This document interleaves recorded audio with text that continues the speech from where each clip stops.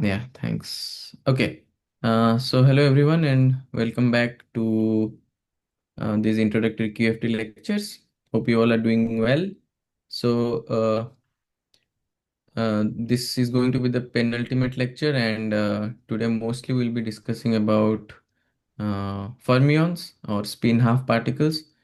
But I think we'll see that they have spin half from in the next lecture, in the last lecture. So yeah, so actually let us begin by discussing a bit about spin. Mm, because there will be a question, there's already a question on the problem set on spin, and this question was already there in the lecture notes. So let me just find that question. Where did I put it? Just give me a moment. Yeah, so this was exercise 22 in the lecture notes. And as I had told you before, so there will be 6 questions in the problem set, out of which 5 of them are already in the lecture notes itself. So you would have started doing some of them already. So, and only one is a new question that was not there in the lecture notes as an exercise. And I think they will be posted today on the Slack, and you will get a deadline of next Sunday. So that's like 7 or 8 days. So I think it should be comfortable enough to finish those, because as I said, like 5 out of the 6 questions were already there in the lecture notes. So you should be familiar a bit with them, and only one is a new question.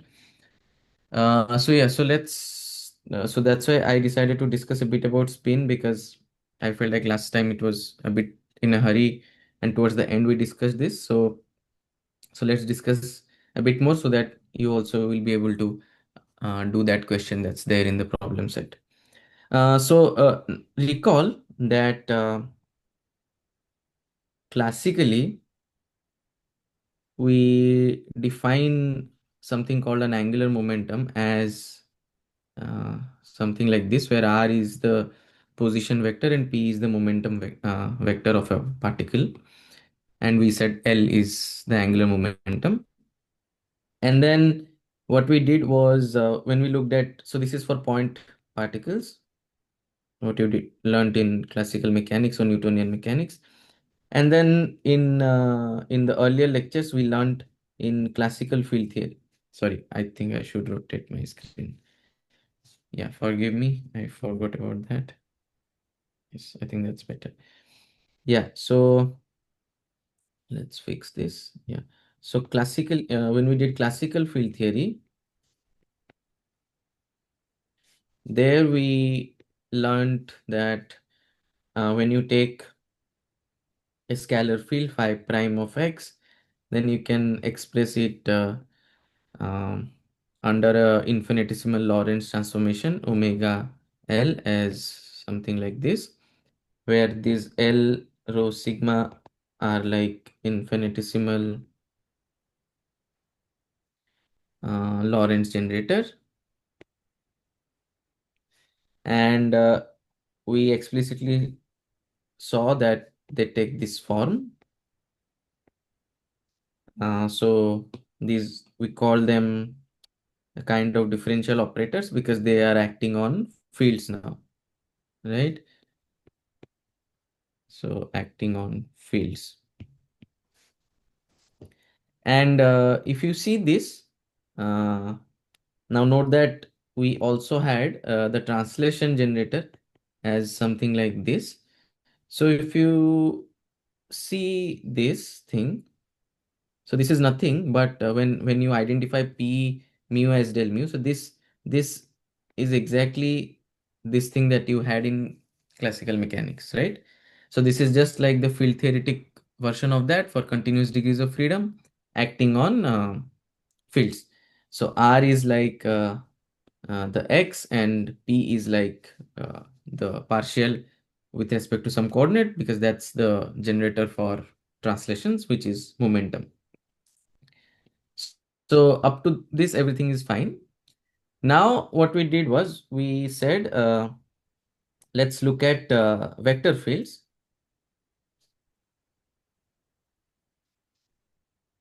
And so vector fields were given like this.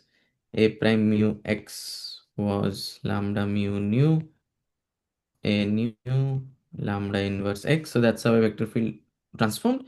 And if we wanted to write the finite Lorentz transformations as infinitesimal Lorentz transformations acting on the vector fields the vector fields A, then these L rho sigma uh, had this form, which we didn't derive in class, but we set it as an exercise. And this is also one of the problem in the problem sheet for you to do. Some of you have already done it, like in the Slack, I saw some responses um, regarding this exercise. So Yes, sir. yes, so you would have seen that this took this form. Note that again, this part was exactly like the scalar part, which is like R cross P. But this was something new. And the way we argued this is because you see, what was this M? This M was essentially, if you look at coordinates, then we said that if the coordinates transform like this, and if we wanted to express this infinitesimally, then this was something like this, right? Epsilon m mu nu plus order epsilon square. So these were the m mu nus, which were like the Lorentz generator now acting on the coordinates. Okay, the coordinates x mu's. So these were those generators. So essentially, what these m do, they act on the coordinates. So that's why a easy way to understand this. So you will go through the exercise properly to derive this explicitly, but we can understand this very easily. And we also discussed this. So let me just recap. You see that in A, there are two things. One is the index mu, which is like a coordinate index. And then there is this argument, space-time argument, x. So the first part, the m rho sigma, essentially takes care of transformation of this coordinate vector index mu, because m is something that acts on coordinate vectors.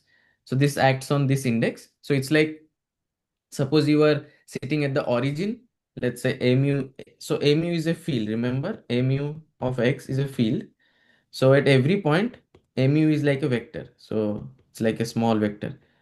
And the way to understand is because a scalar field at every point is just a value, but a vector field at every point is like a vector. But imagine now you are sitting at the origin, so x is 0. So a mu of 0. So in that case, you see that L collapses to M, or here, like this part just vanishes. So it's like you just have a vector. So what M does is M just rotates that vector in a Lorentz way. I mean, boost is also included, but you know, boost is a space-time rotation. So it rotates. So this part just acts on the vector index of the object. And then the remaining x to lambda inverse x, just like the scalar field, is taken care of by the second piece. So that's what this does. So note that to arrive here, the input was only like to arrive that to this part, that L was m plus these things. Let me write the indices. Sorry, minus sigma del rho. So one key thing to note, that to arrive here, we only, what did we do? So we went from point particles to fields, and then we said that we want to impose the constants of relativity. So we said our theory will be causal and all that. So we only use special relativity. And with that, we got this extra piece, which was not present before. Before meaning when you studied point particles, you just had this, right? And then later, when we computed spin, which was also set as an exercise, we said that uh, j mu nu uh, sigma. Sorry, how did I define it? Let me be careful with the indices. Uh,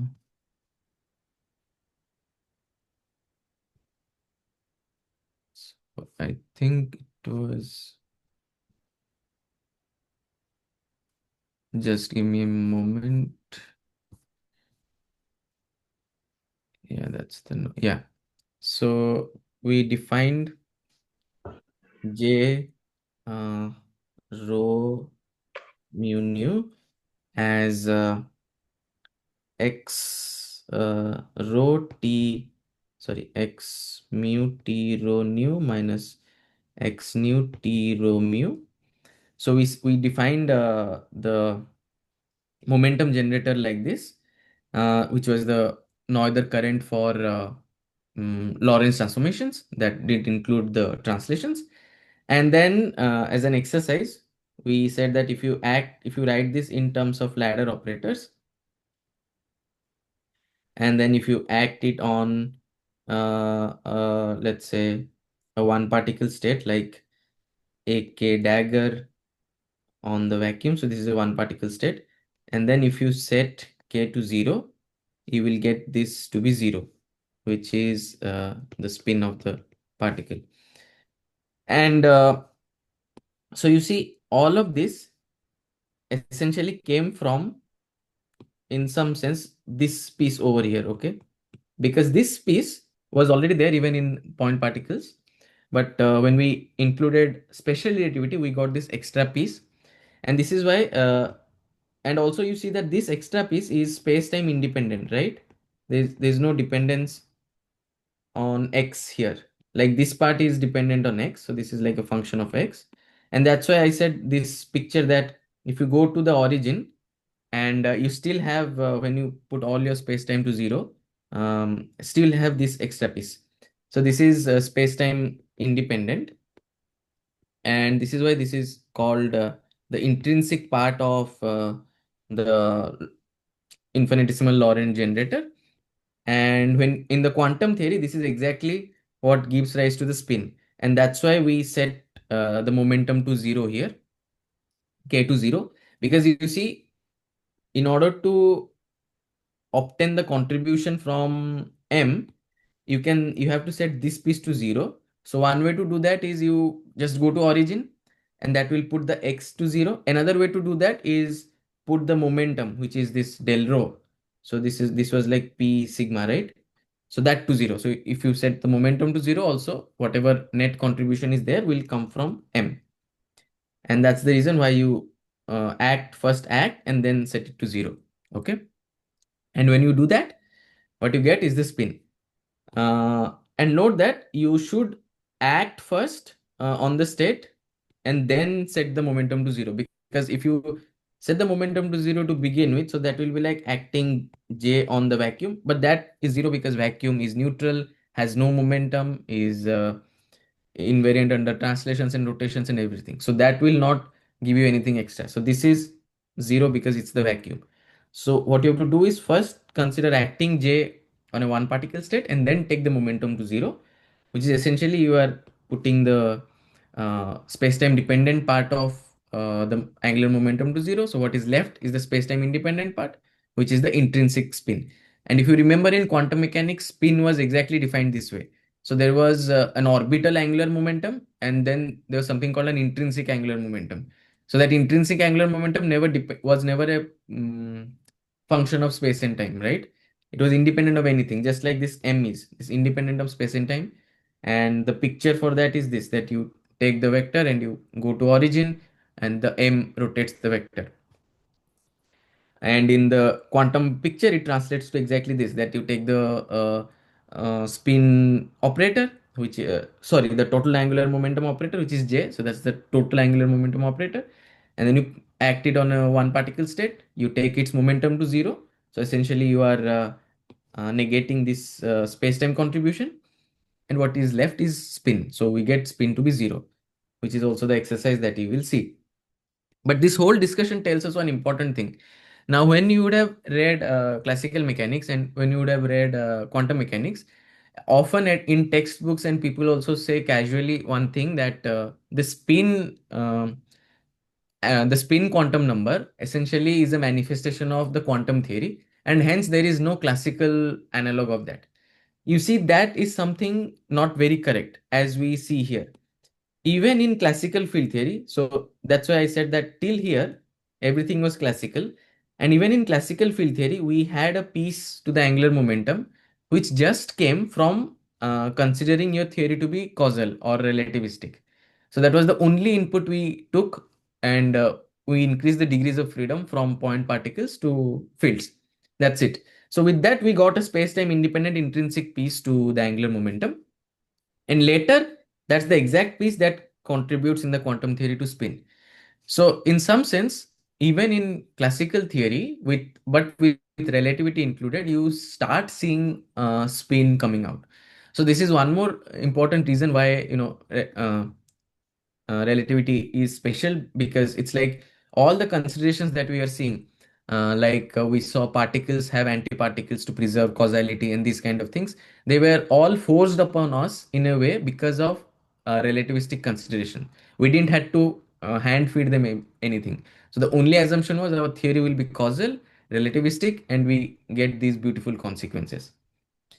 So I hope that's clear. I wanted to stress this fact that spin is actually coming from causality considerations or relativistic consideration, and not from the has to do with anything with quantum.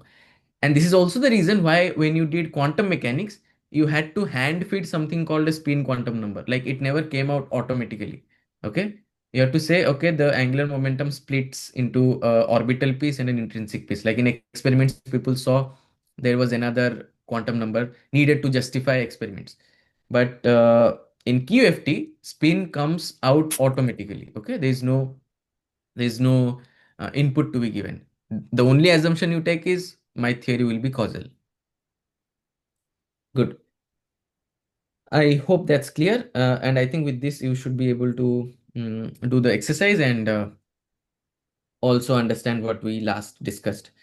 Okay. Now let's move on to the next part. So note that we discussed till now everything at the level of symmetries. We discussed everything at a classical level. We wrote down the action, we wrote down what happens to the action when you have space-time translation, and if it is invariant, you get momentum conservation and all these things. But everything was done at the level of classical field theory. Now let's look at symmetries, but at the quantum level. So what happens at the quantum level? Uh,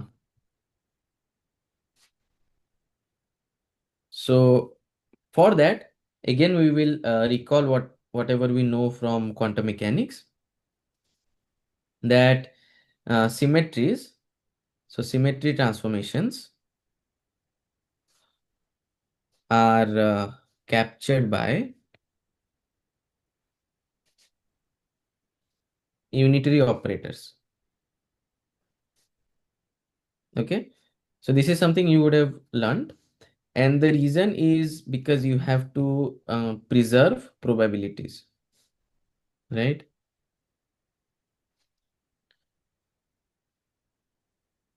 So Yes. so let's say we have psi, and we as a position of x and another psi, and now you want to, let's say, just consider translations. So x plus a should again preserve this norm, this probability, where we are just looking at translations now.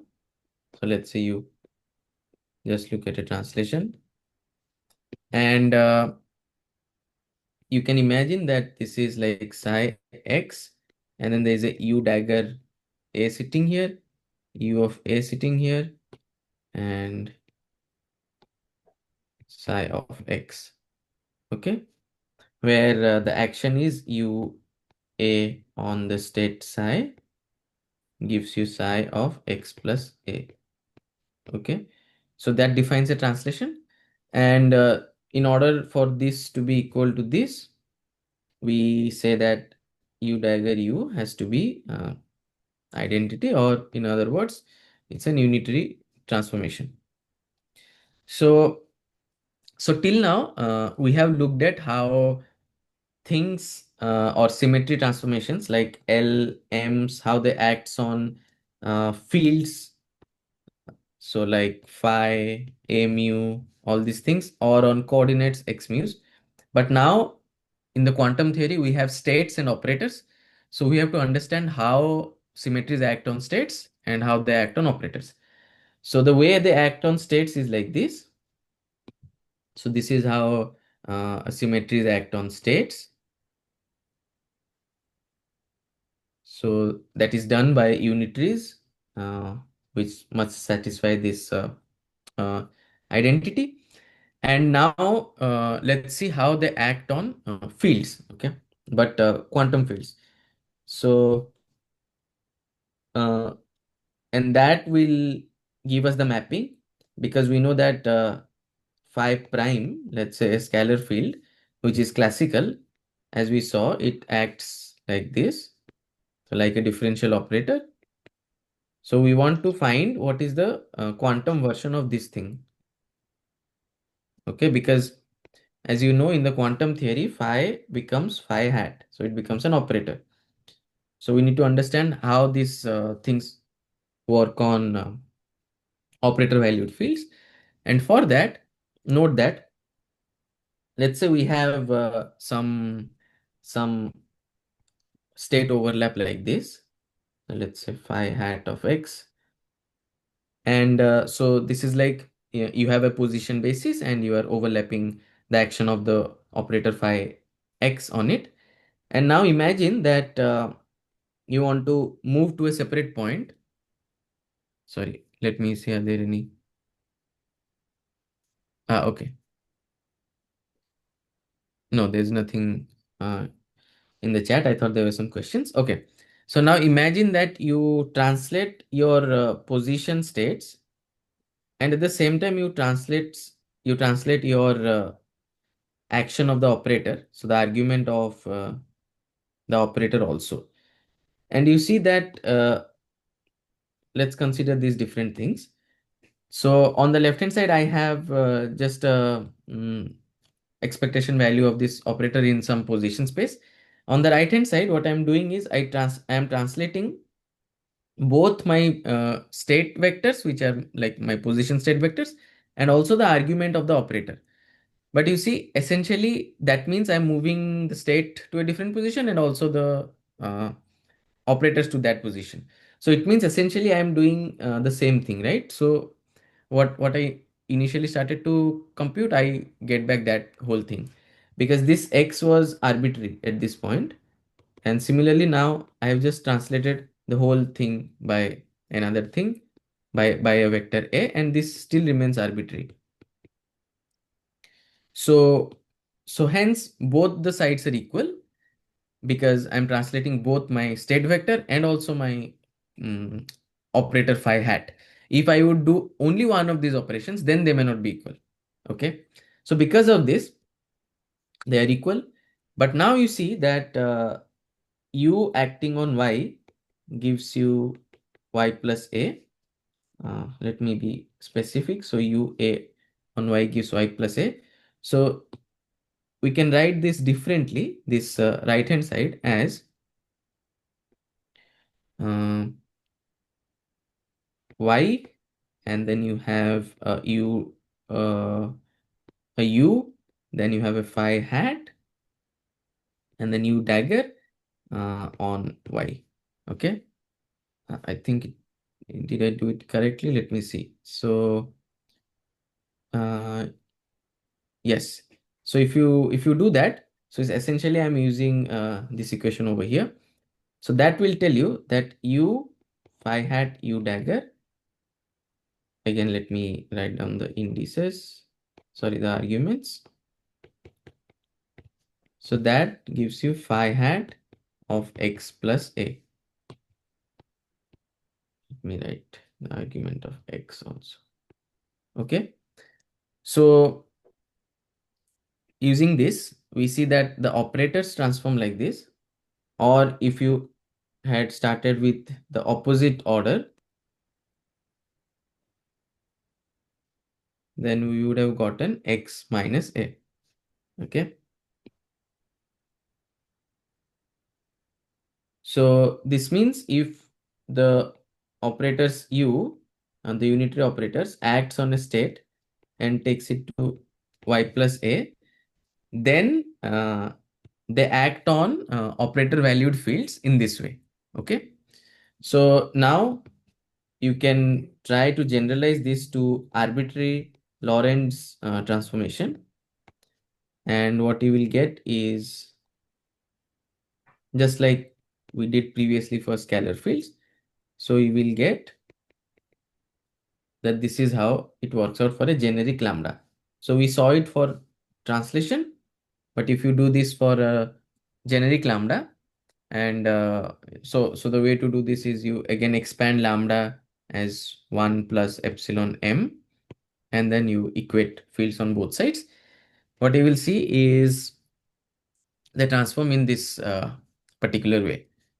So, okay, and these use on the states transform like this, and when they act on states, they are unitary, because you want to preserve probabilities. So preserving probability should be compatible with symmetry transformation, and that's how we got the unitarity condition. And on operators, they uh, transform like this. But note that this is the story here is only for scalar operators like phi hat x, but we could have in general operators like the vector field. So in that case, we will have an extra index here. So imagine this was a vector field. So you will have from above. So now because of the extra vector index, there will be a transformation of that also along with the usual x piece. So you'll have the usual x piece from the scalar, and this comes from the fact that there is a vector index now. So the same story holds here also. Okay, you have to do two transformations, one for the index, one for the space-time position. Right.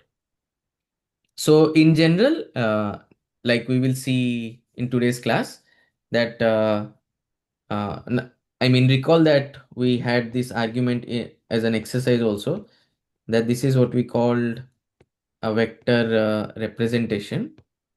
So you can imagine that here I have kind of a representation of my action of the Lorentz transformation on the coordinates.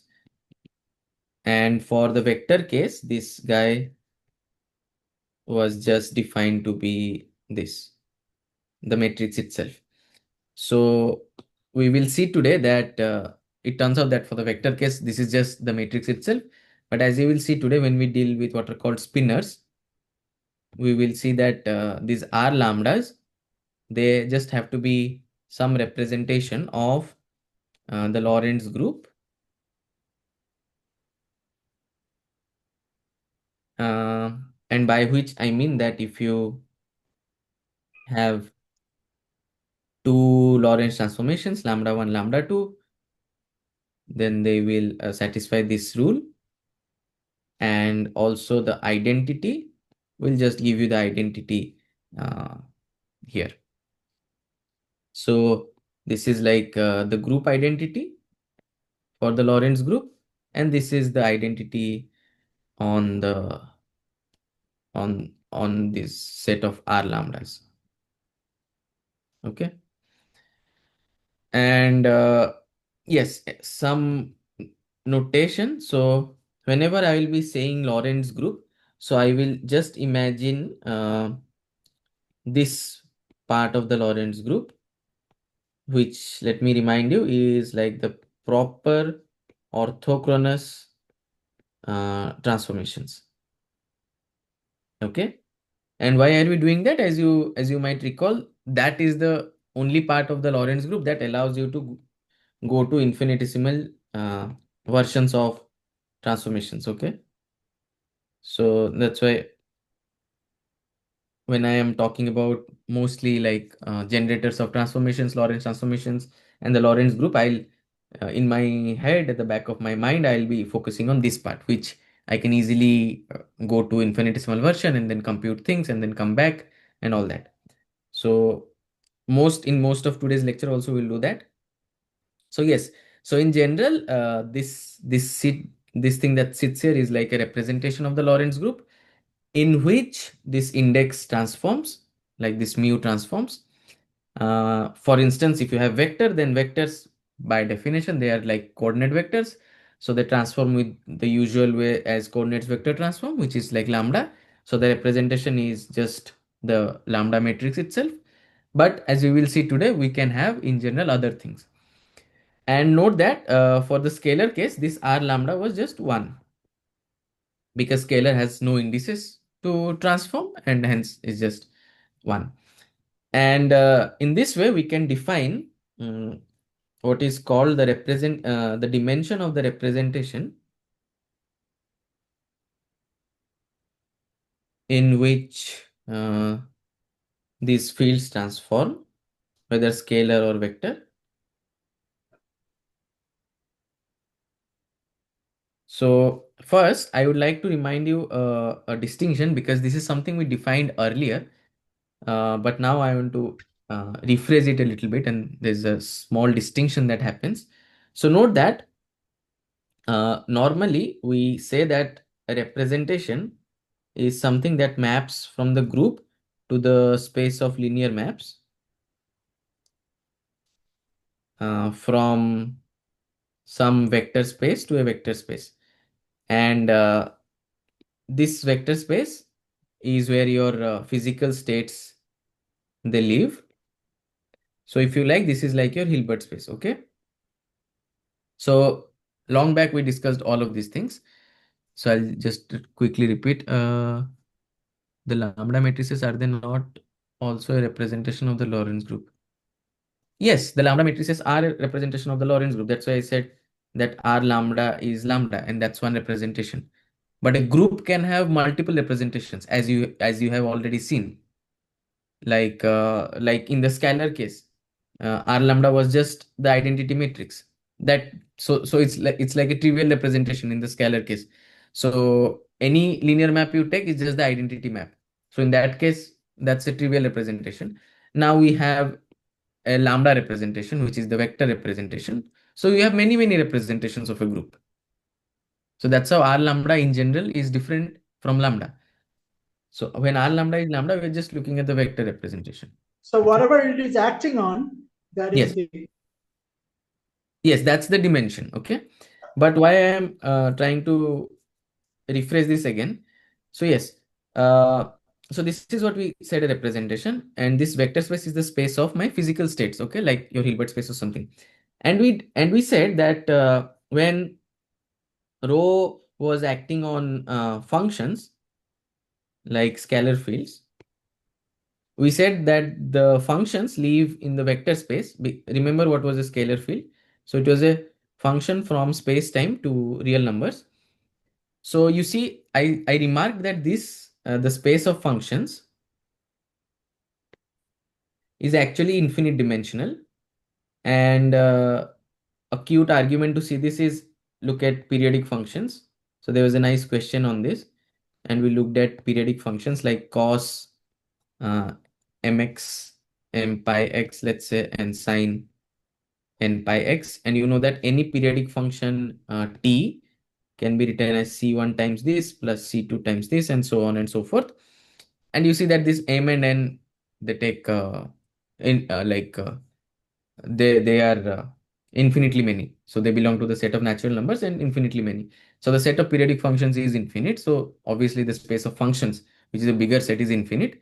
So I said that the dimension of the representations that act on phi, where phi are the fields living in this vector space, is an infinite dimensional space, which is correct in the strictest sense. But here, when I am talking about saying that this thing has no index, and that's why this is a one-dimensional representation, this has one index and it's a four-dimensional representation. The way to see that is this. Again, we'll go back to the picture that we drew in the beginning. So imagine like a scalar field phi.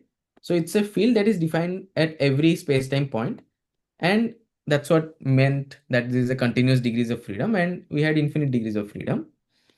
Now we said that we can all transport it back to just the origin and look at what it does. So this is like phi 0. Okay. So when we say this in this language, when we say the dimension of the scalar field, the representation in which the scalar field transform is 1, we mean that you pick your favorite spacetime point. It could be 0 for simplicity or any phi x naught. And then you see how it transforms.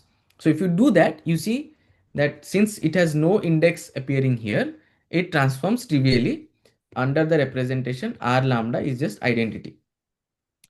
So in some sense, this kind of a definition of dimension of rep in which the scalar field phi x naught, so you fix this point x naught, transforms, you can say that that is like the dimension in which its index transform, okay? The dimension of rep in which the index transforms. So I just wanted to clear this if there is a confusion on this, because phi is obviously a continuous valued field. So it lives in an infinite dimensional space, vector space.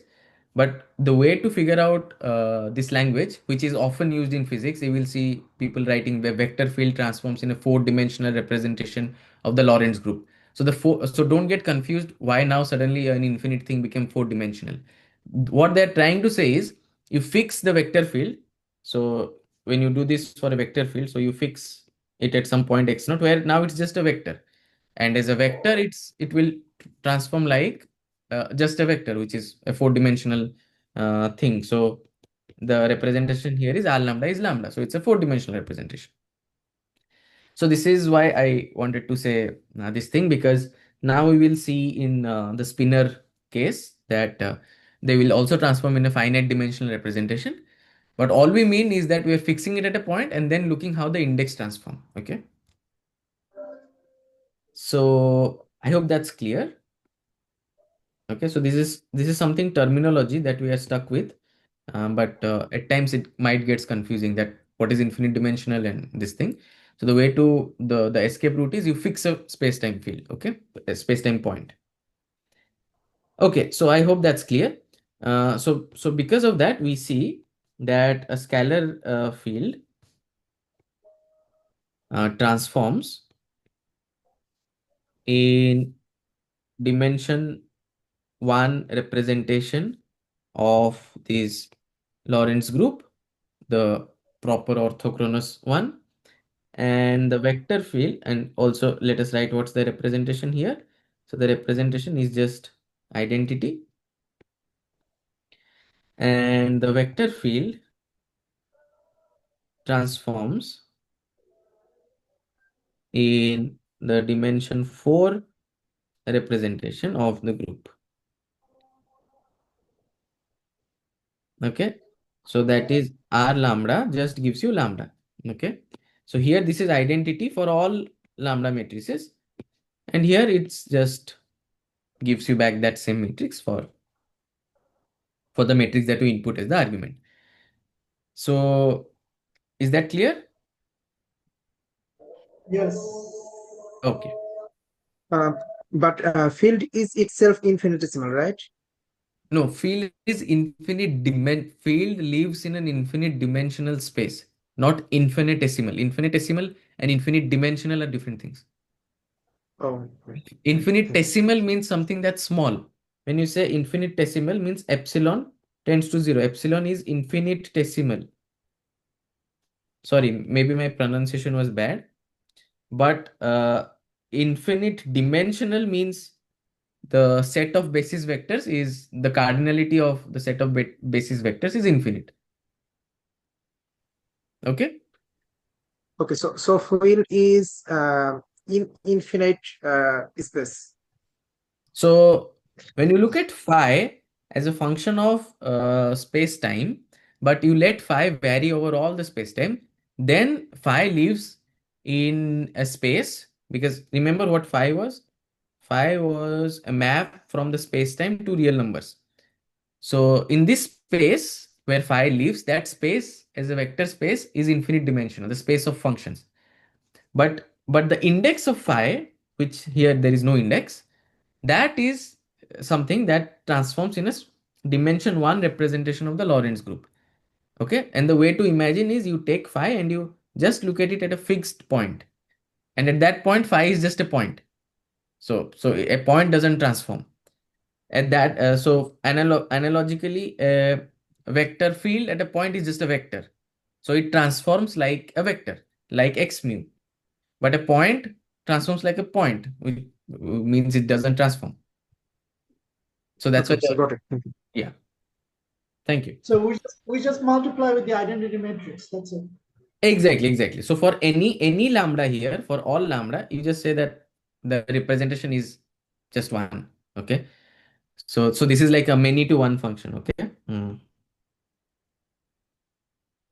Okay. Thank you. Yeah. Okay. I think with that much out of the way, we can start with the main content, which is the Dirac. So finally, Dirac will enter our lives, the Dirac equation. Okay.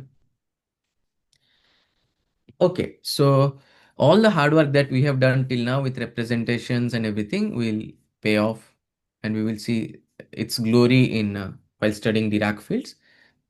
So as I said, and again in today's class, we will only be looking at classical uh, stuff, and tomorrow we will quantize it. So everything will be classical. Now, since everything is classical, now a generic field, as we have argued,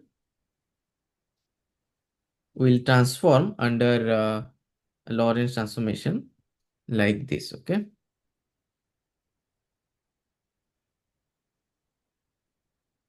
B phi B. Sorry, I keep going to the side. Lambda inverse X. Okay. Where this A and B, they are like, they transform in some representation d lambda. Okay. Now contrast. So this is, so here at this level, this is a classical field. Okay. And I want you to now contrast this to what happened when phi was an operator. So as we saw, when phi was an operator, the transformation was something like this. Okay. So, but now we don't have these U daggers and U floating around. We just, in our simple-minded way, are looking at classical objects. So you don't have U dagger, U kind of things. Okay, that comes from the Heisenberg probability conservation picture. So now it's just what we know and love. For instance, if there is no A like scalar, then d lambda is just identity. And for vectors, as we discussed above, d lambda is just lambda. Okay. Now let us recall the Lorentz algebra. Okay. So what was the Lorentz algebra? So the Lorentz algebra was given by this.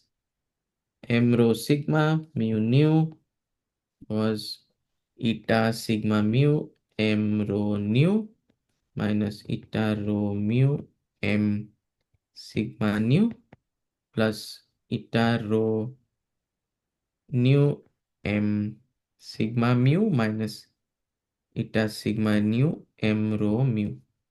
Okay. Okay. So before doing what we want to do, let us see like what's the aim and motivation behind all of this. So we saw one very interesting thing, that the main player in this game was the Lorentz group, okay, or the proper orthochronous part of the Lorentz group. Okay, this is something I want you all to pay attention what I'm going to say. Now we saw that there were different kinds of fields. Okay, we called certain field scalar, which doesn't transform or just remains invariant under a Lorentz transformation, or which transforms like a dimension 1 representation of the Lorentz group. Then we had what are called vector fields. In some sense, we can define them as something that transforms in a 4-dimensional representation of the Lorentz group. And we saw an explicit example of quantization. When we took the scalar field, we quantized it. We found its excitation and we called it to be particles. when we were in the complex scalar field case, then the fire dagger corresponded to antiparticles. So in some sense, you see these particles that we got. So let's call them like P, the momentum excitations in the complex scalar field case. So where did they live? You see, they lived in the Hilbert space, right? So they lived in the Hilbert space, where in the quantum picture, your these things will act. These like these kind of unitary operators built out of your Lorentz symmetries will act. Okay.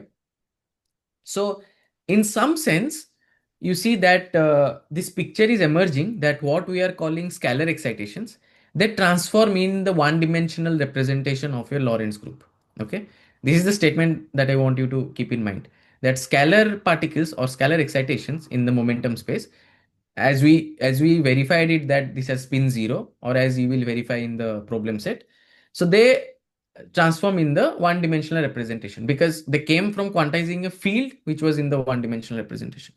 In the quantum electrodynamics part, which is the lecture that will precede my lectures by another lecturer, you will see that you will be dealing with spin one particles, which will come out by quantizing these vector fields. So it means the spin one particles essentially transform in a four-dimensional representation of the Lorentz group.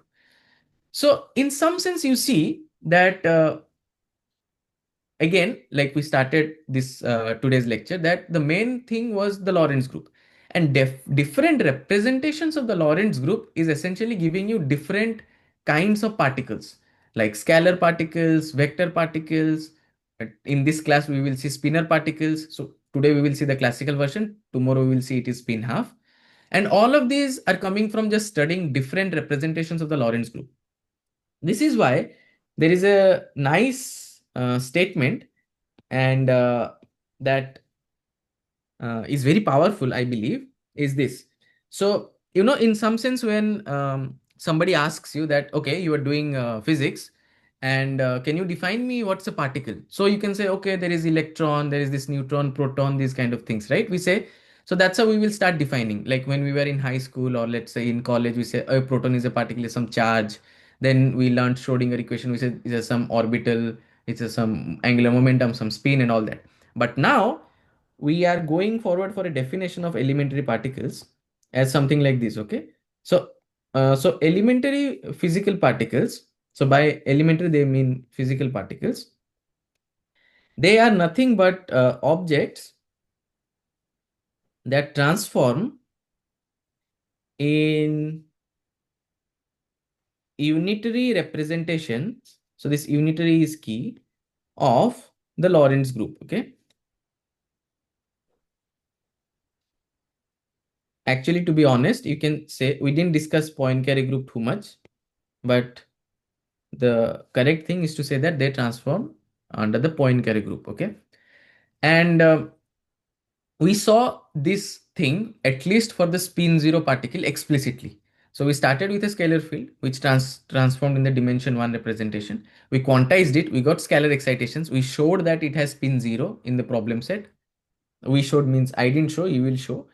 And then we also looked at vector fields. We saw that it transforms in a dimension 4 representation. In the QED course, you will see that the excitations will have spin 1, which are essentially photons, the excitations of the field strength tensor. And so you see different representations are essentially means different kinds of particles or different kinds of quantum excitations. So this is why anything that you think in this universe is a relativistic physical particle or obeys a relativistic theory, it essentially has to be something that transforms, or it has to belong to a Hilbert space where the state vectors will transform in the representations of the group, the Lorentz group in this case. And why did I say unitary is because it is necessary that when you look at symmetry transformations acting on states, in order to preserve probability, these transformations have to be unitary. Okay. The transformations that act on the states in your Hilbert space. Hence the word unitary comes from, as we saw. But a distinction is, if a transformation is acting on a field, then it may not be unitary, and that is fine because a field is not an observable quantity. Okay. You don't compute phi as a field and its overlap with, let's say, phi, and you measure it in lab. Okay, you don't do that. A phi is a continuous infinite degree of freedom. What you do is you look it on some state. So you say, let's phi, and then, so that's why at the end of the day, the operators acting on states, they need to be unitary, but operators in general acting on fields, like these operator valued fields phi x, they need not be unitary, and that's okay, because this probability norm conservation thing uh, is needed for observables. Okay, so I hope that point is clear. So with that, what we are going to do now is all this Dirac stuff is, I wanted to motivate that, is we looked at dimension 1 representation, we quantized it. We looked at dimension 4 representation classically, you will quantize it later. Now we want to look at, like, because in experiments we saw before the development of quantum field theory as it is today, we saw there are something called spin half particles. Like in quantum mechanics, you had a spin angular momentum, something called a spin half. Now we want to see that in this framework. So we will ask that what are other representations of the Lorentz group, and that's the motivation behind this thing. Okay, so, and again, a representation is what, if it is a representation of the Lorentz algebra, at the end of the day the generators must satisfy this this special equation. So if that is true, then we have a representation of the Lorentz algebra. Okay, so now let's look for some quantity that will do that for us. So that takes us to something called a Clifford algebra. So like bear with me for today and tomorrow, and we will see that why all these things we are taking. So today we will see that whatever this algebra is, its generators do indeed give you the Lorentz algebra, and we will start from there. Okay. So essentially the idea is to always look for what different representations I can have. And that will put a restrictions on what kind of particles you can have. Okay, it's not that arbitrarily you can have any particles. You will only have those particles which are given by classifying all the representations of your Lorentz group in a relativistic theory. Okay, so what's a Clifford algebra? So for the next 10 minutes, this has nothing got to do with physics or whatever you are doing, but just let me do it. There's a question in the chat.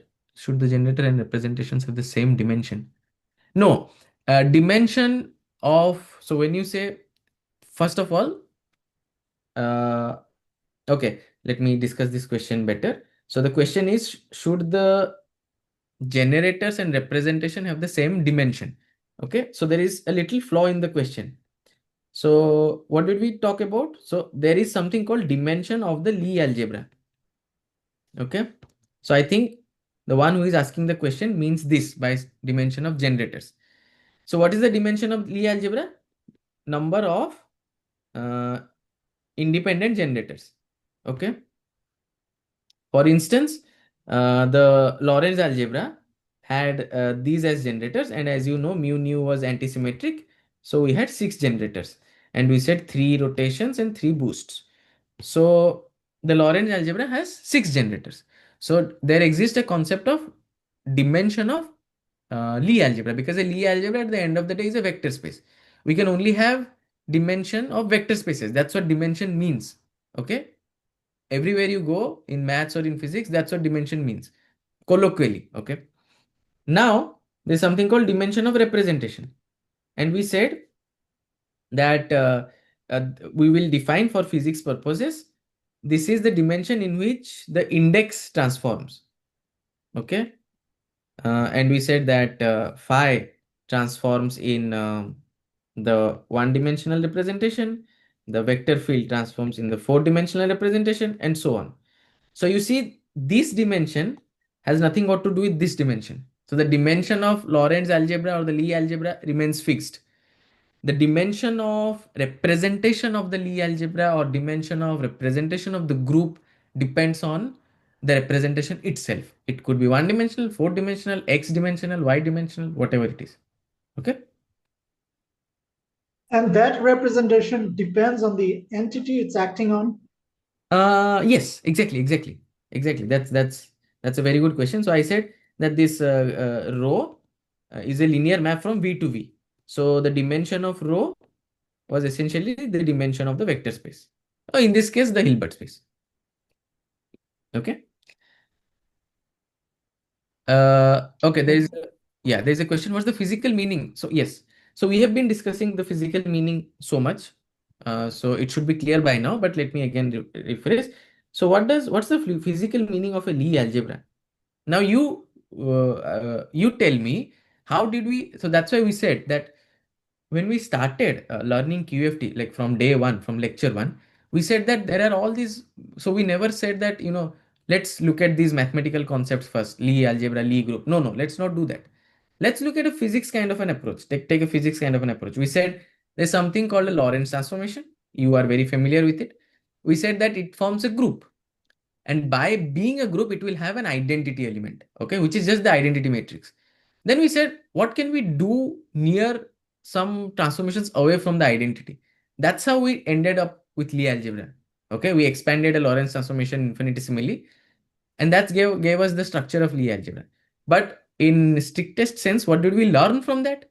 That Lie algebra is a vector space collecting of elements which are called generators, and they generate you the transformation that you want. For instance, if P mu is a generator and it's later identified as a momentum, that is generator of the translation. And these M mu nu, they were generators of boosts and rotations. So when you say in your question that is it all maths? No, it might look maths if you are not looking at how we reached there using physical intuition. Okay. If you look at that, then you see that these generators essentially are infinitesimal version of rotations, boosts, translations, all that you know physically. Okay. So they do have a physical imprint in the system, very physical imprint. I hope that's clear. Okay. Okay. So let me move forward. Uh, where was I? Sorry. Clifford algebra. Yes, Clifford algebra. Thank you. Yeah, sorry, I totally forgot. So let's define something that's called a Clifford algebra. And in this case, we will do it backwards. So we will first do the maths and then we will motivate it physically. Okay. So I'm sorry for that. But a Clifford algebra. Okay. So before that, let me write what is called an anti-commutator. So just you have commutators, you have an anti-commutator on operators or matrices, which is by definition just this. Okay. And recall that the commutator was something defined like this.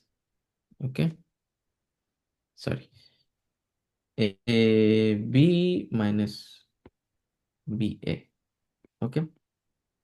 So with that out of the way, so this is called an anti-commutator, and this is the commutator that you have seen before. So let us write down an algebra like this. Okay. And why I'm calling it an algebra? Because as you would have seen from in the initial lectures, an algebra is something that I defined physically from physical motivations. That is a vector space, which also allows you to do a group operation like a matrix multiplication. Okay. So that's what an algebra is. So by definition, this is this. And we will say that this is the thing that it satisfies. Okay. The anti-commutator of two matrices. So at the moment, gamma mu and gamma nu's are just matrices. Okay. And they are, let's say, n cross n matrices. So you might be confused. Okay, then what is eta mu nu? So eta mu nu, imagine, is just this guy. Okay. So it's like the first term is, let's say we can define it like this, that eta 0, 0 is 1. And for every other component, eta I, let's say that it's -1. Okay. So think of it as just a symbol. Okay. Don't think of it as a metric right now. It's some matrix that I am defining, a diagonal matrix. The first term 1, other minus 1. And I is the identity matrix. Okay. So at the moment, I am saying that you have an anti-commutator of two matrices, which is proportional to the identity matrix, and there is some symbol eta mu nu. Okay. It's not the Minkowski metric yet. Okay. Now, you see that you can show from here. So this is the definition of what is called a Clifford algebra. Just like, a Lorentz algebra, the commutator structure is the defining property of a Lorentz algebra. So this is what is called a Clifford algebra. And now you can show as an exercise, it's very simple exercise. So that gamma nu is actually gamma nu when mu is not equal to nu. So they anti-commute. Okay. Now let's do a small exercise. So we said that these gammas are n cross n matrices. So now we will see that the smallest n value will be 4. So the smallest gammas that you can take will be a 4 cross 4 matrix. Okay. So let's see that. So since these are matrices, and you know that numbers commute, so obviously they cannot be one on one, like 1 cross 1 matrix. So that is obviously forbidden because numbers commute. So the second case is 2 cross 2. So let's argue why it cannot be 2 cross 2. So say that gamma mu is a 2 cross 2 matrix, something like A, B, C, D. And now let's see if we can get this to be satisfied, the Clifford algebra. So if you do that, so let's see how it works. So for that, let us define another matrix gamma tilde, which is again a 2 cross 2 matrix. But okay, sorry, I forgot to tell you one more thing. So these mu's and nu's in this Clifford algebra, they run from 0, 1, 2, and 3. Okay. So there are 4 generators in the Clifford algebra. So gamma mu, where mu runs from 0, 1, 2, and 3. So using those 0, 1, 2, and 3, let us define another matrix, gamma tilde 0, 1, gamma 0, gamma 1, gamma 2, and gamma 3. And you can show, again, a very trivial exercise, just use the Clifford algebra, that gamma tilde anti-commutes with gamma mu for mu equals 0, 1, 2, 3. Okay, this is something you can show. Now, because of that, now let's take so what does this mean? Gamma tilde gamma mu equals minus gamma mu gamma tilde. Okay, now let's take the trace of this. Okay, so actually we can do the inverse first. So you get gamma tilde gamma mu, and let's hit with inverse. So you get gamma tilde inverse. This is minus gamma mu. So now take the trace, gamma tilde inverse, and this is just minus trace of gamma mu. And now you use the cyclic property of trace,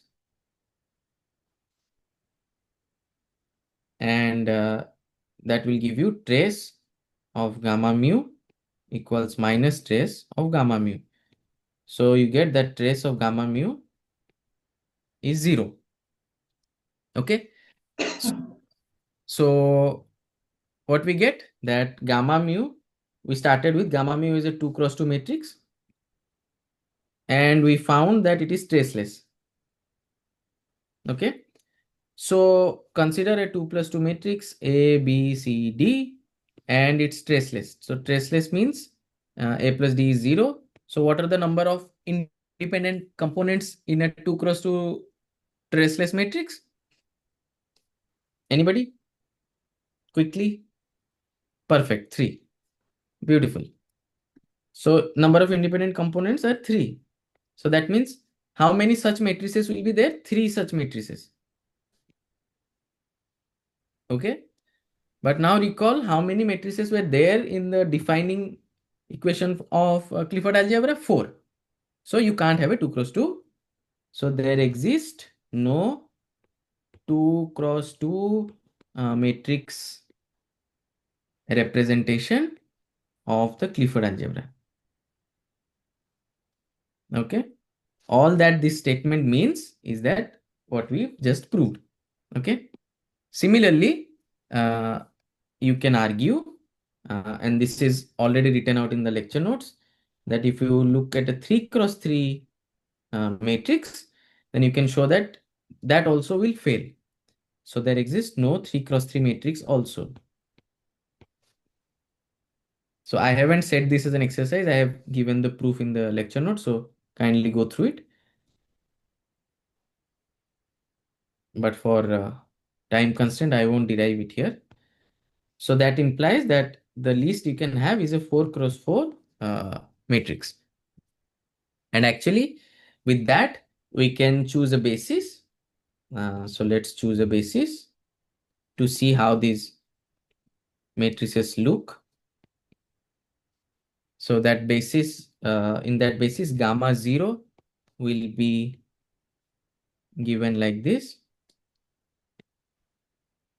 And gamma I will be given like this. Okay. Where this I2 is like the identity matrix 2 cross 2. And what are these sigma i's? These are what are called Pauli matrices. You would have encountered them in your quantum mechanics course. So sigma 1 is like 0, 1, 1, 0. Sigma 2 is like 0 minus I 0. And sigma 3 is like 1, 0, 0, minus 1. So yeah. So you see clearly that they are traceless, as they should be, and they satisfy the Clifford algebra. So you can trivially check that. There is one thing that the sigma satisfies, so that you can easily derive and might find useful, is the sigma satisfies this kind of a Lie algebra. So they anti-commute like this. Now,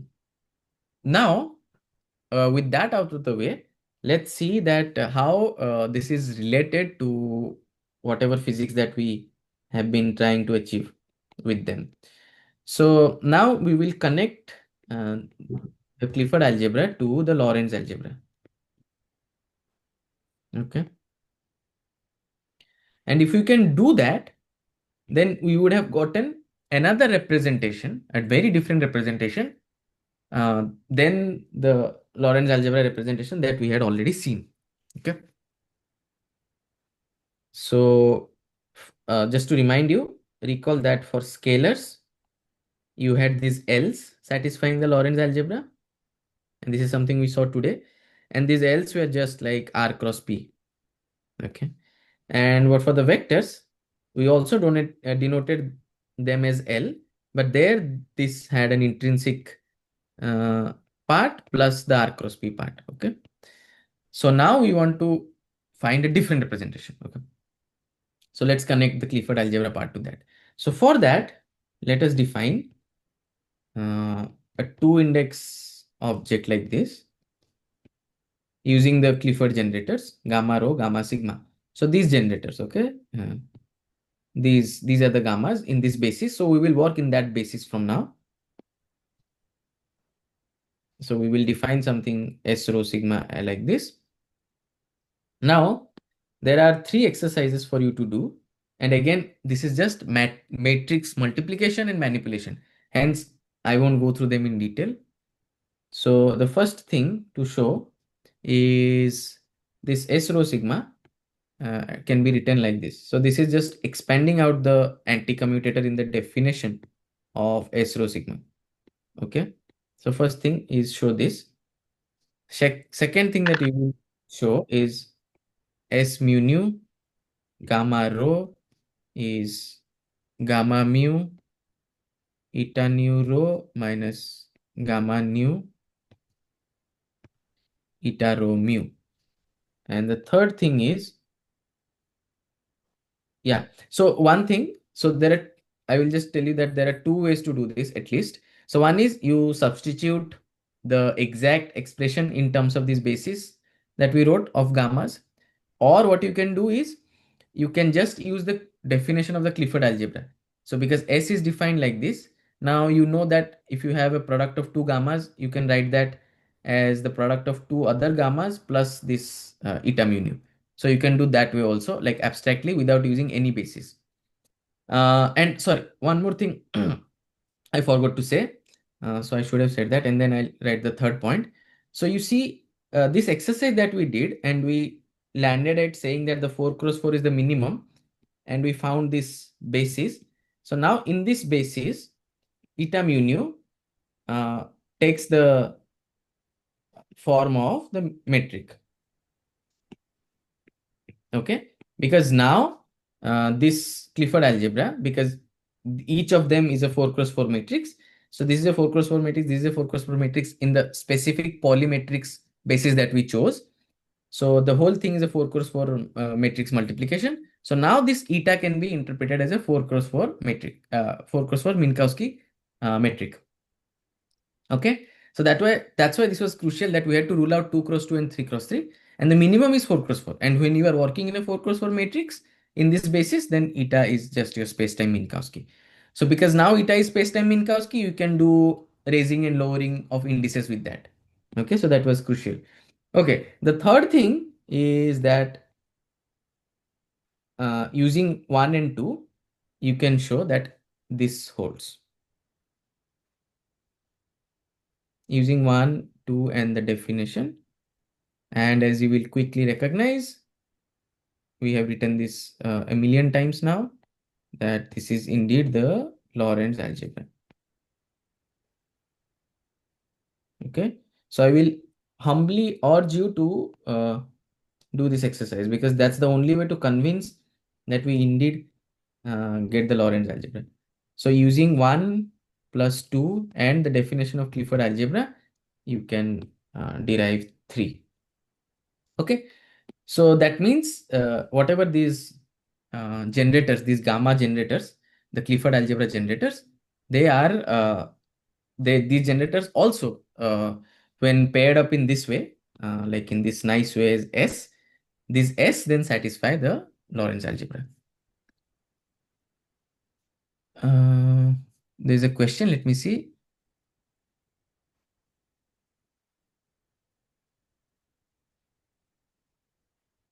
Oh, okay, that is very simple to understand.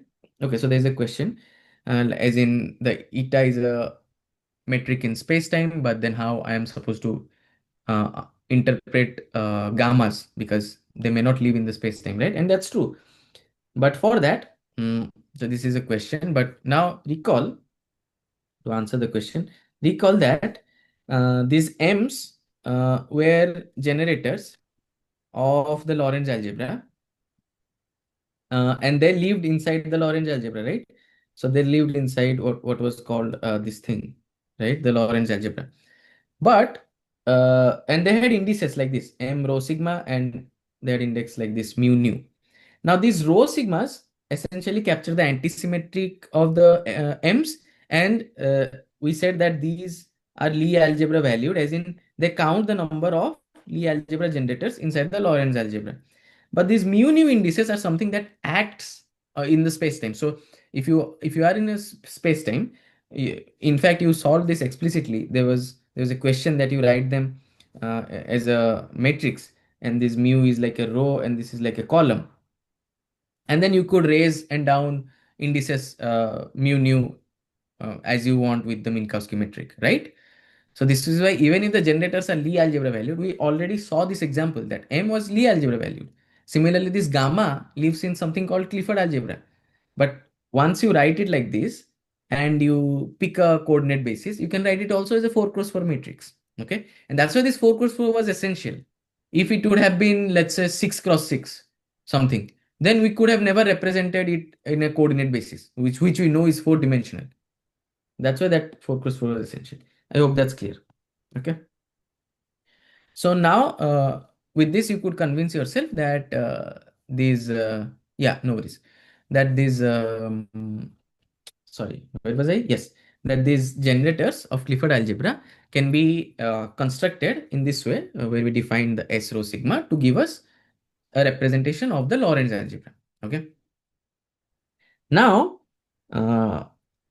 we will define what is called a spinor field. Okay.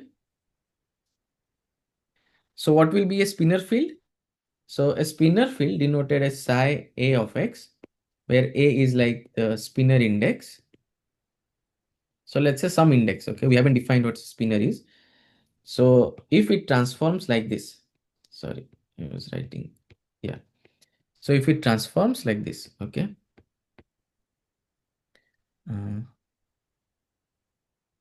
Okay, in the notes I have called it alpha, so let me call it alpha for consistency.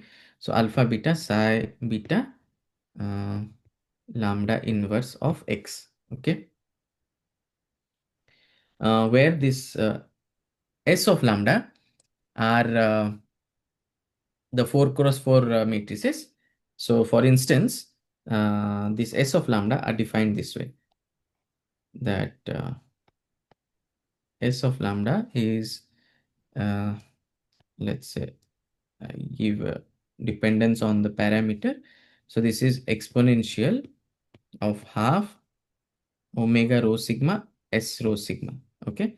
Also, I'll denote it as curly S. Okay. So what did we do here? We just showed that these S are like generators. These S built out of the Clifford algebra generators are actually Lorentz algebra generators. And then if they are Lorentz algebra generators, we can exponentiate them to get a finite version, which is how we deal with Lie algebras, right? So we exponentiate them. And you can show that this S rho sigma is antisymmetric, and hence this omega rho sigma is also antisymmetric. And this will be a finite transformation, okay, where you exponentiate the infinitesimal S rho sigma. And under this finite transformation, if there is a field that transforms, that will be called a spinor field. Okay. Just like under vector representation, what transformed, we call it a vector field. We are defining a spinor field is the one that transforms under the spinor representation, which is built out of this S, the Lorentz generator, which itself is built out of Clifford generators. Okay. So I know it's a very long statement and one is built out of another and another, like that is happening. But the idea is simple. We started with an abstract algebra, which is the Clifford algebra. It had some generators. It satisfied some algebraic, like this anti-commutator structure. From that, we constructed these SS, and we showed that these S satisfy the Lorentz algebra. So they can be treated as Lorentz generators themselves. Now we are looking at what happens if you exponentiate them. You get a finite transformation. Any field that transforms in that finite transformation is exactly what is called a spinor. Okay. And there is a nice question, which, thank you for the question, I was forgetting. So we will level this alpha beta as going from 1, 2, 3, and 4. So in other words, you can say that psi alpha is like a column vector with 4 entries. Okay, so alpha is numbering those entries. Okay, just to separate them from spacetime indices, we are not saying that it starts from 0, 1, 2, 3. So they have what are called spinor indices because they transform in the spinor representation, and they run from 1, 2, 3, 4. Thanks for the question. I was forgetting. Can you please define what constitutes a Clifford algebra? Yes. Okay. Thanks for the question. Again, as I said, so let's go back a bit. A Lie algebra, what was a Lie algebra? It was a vector space plus some commutator structure. Okay. That's how we said that these M's, they satisfy something, okay, with these etas and everything. So, and we said that this is the Lorentz algebra. Sorry, this is the Lorentz algebra. Now, if you read the appendix, I have given an example of SU2 Lie algebra, which is like this, which would be familiar to some of you. But if not, this satisfies this commutator structure. Okay. So that's like the SU2 Lie algebra. There is another Lie algebra, which is like for the translation. If you like the translations, they satisfy a commutator structure is that they just commute. So you can imagine this is another Lie algebraic structure because because why it is a Lie algebra? Because these are vectors, so you can so you can add them, and also you can multiply them as matrices or operators, and hence the algebraic structure. An algebra is a vector space which allows you to do group operation, and a Lie algebra is an algebra which has a commutator structure. So that's what it is. Now Clifford algebra. What is a Clifford algebra? It again has four generators, mu running from 0, 1, 2, 3, and which satisfies, instead of a commutator structure, an anti-commutator structure. Okay. So, so I didn't want to discuss anti-commutator when we were discussing Lie algebra in the very beginning, because I didn't want to confuse you as in what's the use of an anti-commutator. But here we have to introduce anti-commutator, and actually the correct mathematical definition of a Lie algebra also can be done with a anti-commutator structure. Okay. And the reason is because at the end of the day, an algebra is a vector space which allows you to do group operations. And that should be clear that even an anti-commutator has matrix multiplication plus additions. Okay. So that's why it's well defined. Okay. So hence, yeah, so that's what the Clifford algebra, this is the defining property of a Clifford algebra. If you have generators which satisfy like this thing for four such generators, then that's what defines your Clifford algebra. Okay. So Clifford algebra is same as Lorentz algebra You tell me, is it same as Lorentz algebra? because it satisfy all the property of Lorentz algebra. The Clifford algebra is this. Is this the Lorentz algebra? But it satisfy all Lorentz property. No, it satisfies this property. That's the property. What satisfied the Lorentz algebra property? The S, not gamma. The S is a Lorentz generator. Gamma is a generator of the Clifford algebra. Gamma will not satisfy the Lorentz generator, the Lorentz algebra, because gamma to begin with only has one index. A Lorentz algebra Okay. has two indices, the generator there. Is that clear? So S is the Lorentz generator. S is the Lorentz generator. Yes, S that was built out of these gammas. That is the Lorentz generator. Because you see, right? Did we ever write gammas satisfying the Lorentz algebra? No, right? So it cannot be a Lorentz generator. Okay. Okay. Thanks for the question. Hope that cleared confusion if you had any, because I can understand that there are many Lie algebras and many generators popping up, so it could be confusing. Okay, so let me go back to spinor field. So anything that transforms under a finite spinor representation of the Lorentz group, and by spinor representation I mean that you exponentiate it with the S that we constructed, then that will be called a spinor field. Okay, so this is the defining property of a spinor field, this equation. Right? Okay, good. So now let's look at an example of such representations of particular finite representations, and let us convince ourselves that we are not tricking and getting back the same vector representation, because one might think that these alpha betas again are like 4 cross 4 matrix. So one might think that, okay, what if this is just a vector but in disguise? So let's actually argue that no, it's not a vector. Okay. So for that, let's first look at rotations. So where lambda is some rotations, and let us compute what is S of lambda, this curly S. Okay, so the curly S is the finite transformation, and the normal S is the infinitesimal transformation. Okay, so that's the difference. So let's compute curly S. So note that the normal S, which is the infinitesimal version, the Sij, you can write it in that basis that we introduce of Pauli matrices like this. So from its defining property, you can write that it's going to be this I epsilon ij k sigma k 0 0 sigma k.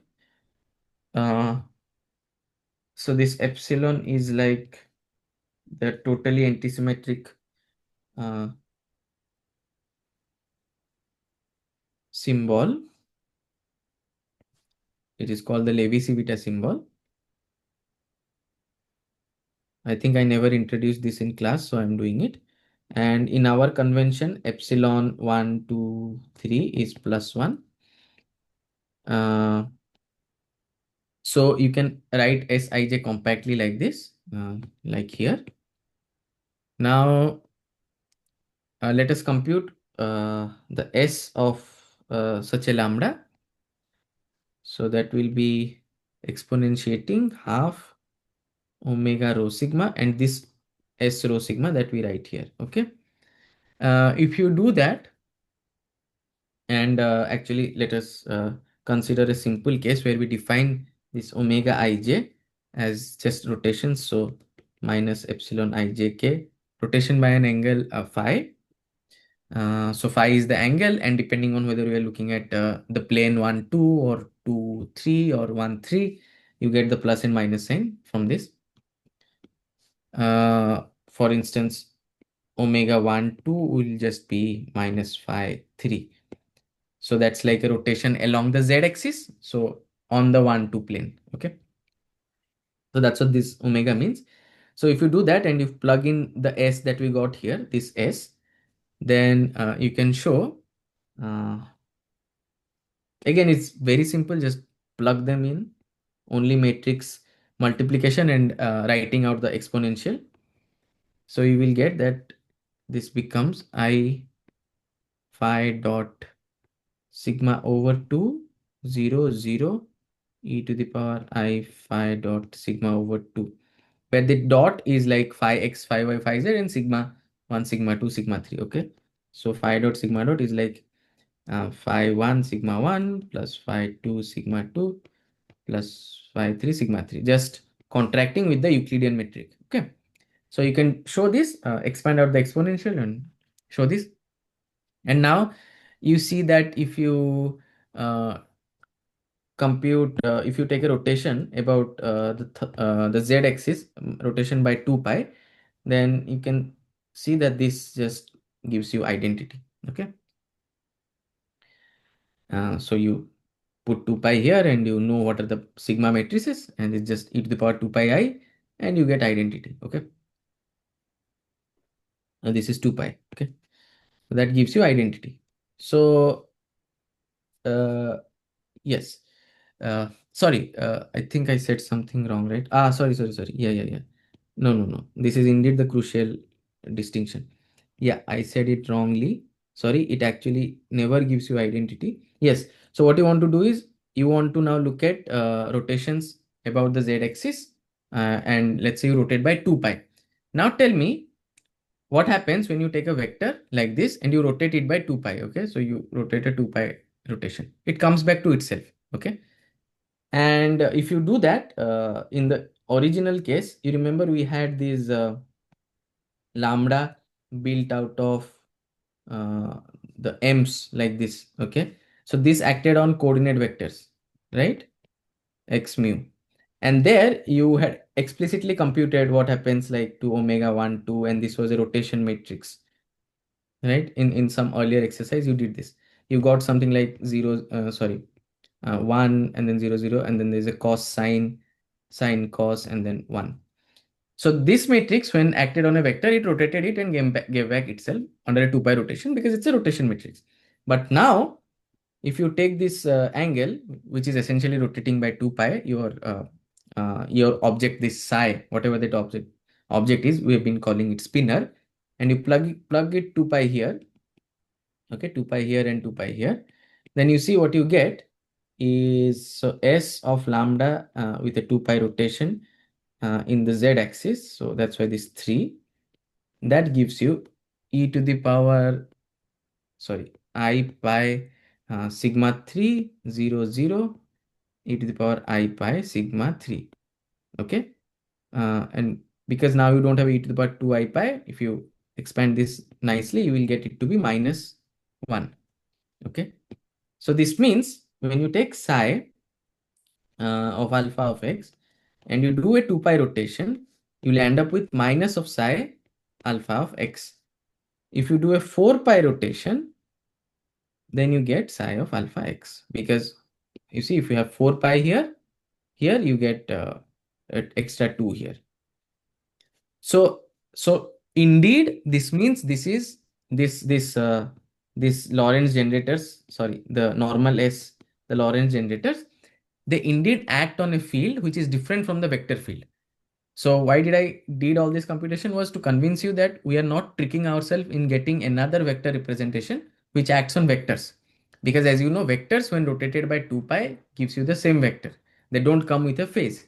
But here we see that when the objects on which these spinor generators are acting on, they when rotated by 2 pi, you consider rotation by 2 pi, they go to minus of themselves. Only after a 4 pi rotation, they come back to themselves. So that's not what vectors do. And hence, these spinors are definitely a different object from vectors. Okay. You can do the same thing for boosts. So if you look at boosts, then S, first compute the normal S, which is the infinitesimal generator.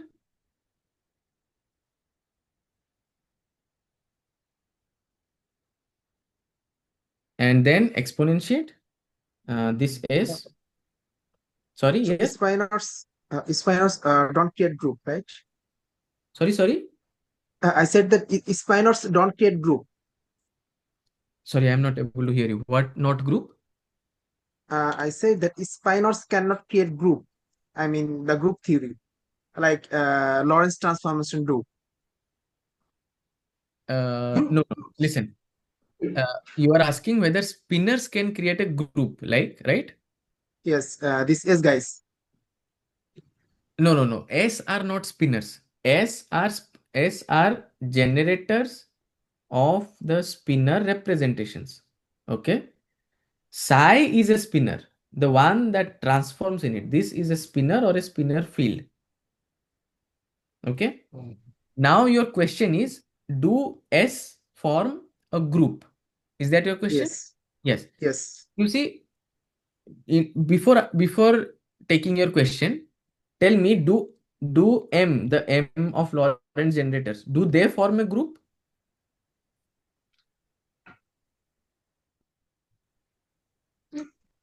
Oh no, Lie algebra. generator. Yes. They Yes, form a Lie exactly. algebra. They form a Lie algebra. Exactly. So if the so how can a Lie algebra generator form a group? Okay. So you should keep in mind different things. There's something called a group and there's something called an algebra. And that we physically motivated. What was an algebra? The Lie algebra was looking at the identity of the group and just wiggling about like in a small distance about the identity. So when you look at the group identity and revolve around there, what you get is the Lie algebra. So Lie algebra generators forming a group is not a So well it's a defined vector thing. space with a commutator structure. That's it. Exactly. So there's no group concept there. Okay. And if you want, this is also given as an exercise, but because you asked this question, so just look at the group E1. Okay. So it means these are just elements like this, alpha in reals, and find out what's the Lie algebra of this. Okay. So find out what's the Lie algebra of this. You will find that the Lie algebra only has one generator, and that generator is this alpha. Okay. So now let's draw this. Okay. So what is e to the power I alpha in the complex plane? It's a circle, right? Yes. What is alpha? Alpha, and where is the identity? The identity is here. Okay. Like let's say the identity is there. Okay. When e to the power alpha is 1. So, and at that identity, what do we get? The generator is alpha. Okay. For any alpha belonging to real number. So, so you have a vector space which is generated by one element, alpha. So the vector space contains one element. So what are the vectors then? Any number times alpha. These are your vectors. So what do you get? You get a line here, the real line, right? So this is why you see clearly in this geometric picture that the Lie algebra is like a tangent at the identity, and the tangent is like a vector space, okay? Because it involves tangent vectors which you can add, subtract, and do whatever you want. So this is the geometric meaning behind why do you look around the identity and get the Lie algebra out of it. Because the identity sits exactly at a tangent space. And in this picture for the U1 group, it's very evident. Okay. Okay. Sorry. This is there in the appendix. Now, where was I? Okay. So we were looking at boost generators. So for that, you take the normal S, you compute S0i. So that's boost. And now you compute S for boosts, okay, with S0i. And let us define, sorry, let me define omega I0. You can define it to be, you know that it is minus omega 0i. And let's define it to be xi, which is the boost parameter, just like phi was the rotation parameter. So if you do this, you will get chi dot sigma over 2, 0, 0, e to the power minus chi dot sigma over 2. Okay. Yes. So now it should be easy for you to convince yourself just by looking at the matrices. So we had for rotation this guy, okay, where it was e to the power I pi dot sigma, and the same e to the power I pi dot sigma also in the lower entry of the diagonal. But here the boost comes with a minus sign. So, and you can show that S lambda rotation times S dagger lambda rotation is actually identity. So, which means that this is unitary.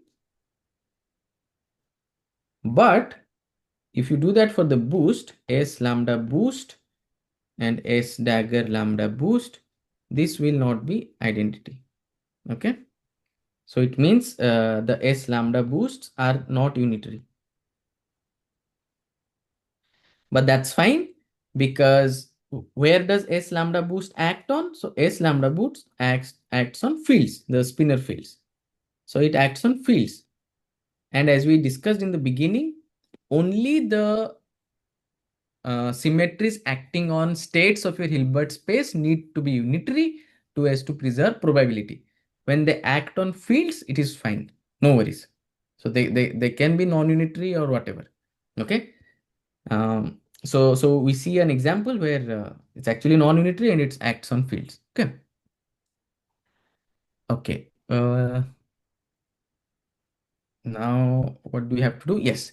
Now with these ingredients, so we found that there was a generator of the Lorentz group that gave rise to something called a spinor field, which though had a 4-component thing like a vector, was not a vector. We saw, because if you do a 2 pi rotation, it picks up a phase.